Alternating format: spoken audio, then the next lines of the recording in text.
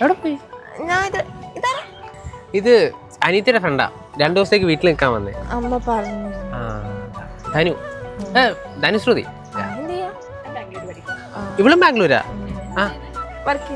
ശരി പോവാണോ? ഓക്കെ. അപ്പൊ നമ്മൾ പറഞ്ഞ അച്ഛേട്ടാ. ഓ അച്ഛേട്ടാ, എന്നാ പറ്റി?